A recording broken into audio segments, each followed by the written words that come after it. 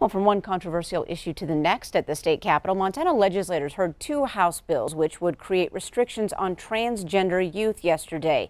House Bill 112 specifically would not allow athletes to compete outside of their designated gender at birth. As MTN's Kyle Hansen explains, if passed, the bill could have a sweeping effect across Montana athletics.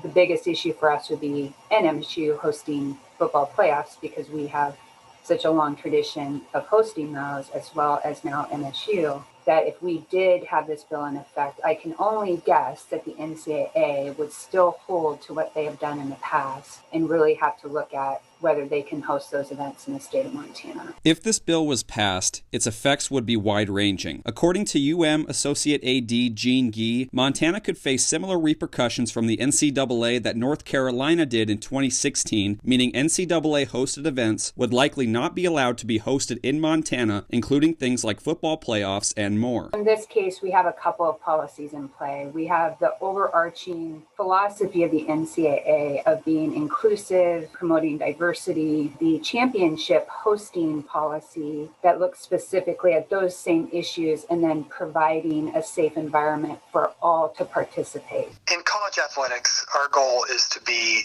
supportive of all of our student athletes. There are clear guidelines and policies in place by the NCAA in dealing with transgender student athletes. We will follow those guidelines and those policies that are in place, but we really want to be in a position where we can support all of our student athletes. Haslam and have firsthand experience with transgender athletes when June Eastwood in 2019 became the first male-to-female trans athlete to compete in a Division I cross-country race when she competed for the Montana Grizzlies. Her coach at the time, Brian Schwayen, said and Eastwood coordinated her transition in accordance with NCAA policies, therefore her competing was fair. I think at the end of the day, when you look at June versus Jonathan, the times in which June ran compared to her gender probably lined up very similar to what Jonathan ran in comparison to his gender.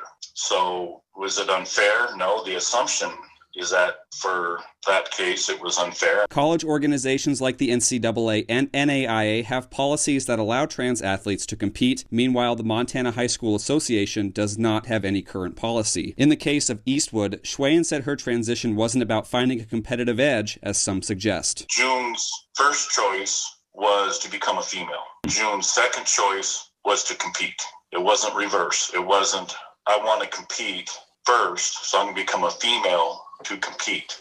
In Missoula, Kyle Hansen, MTN Sports. In 2016, North Carolina's bathroom bill caused multiple NCAA events to be pulled from the state.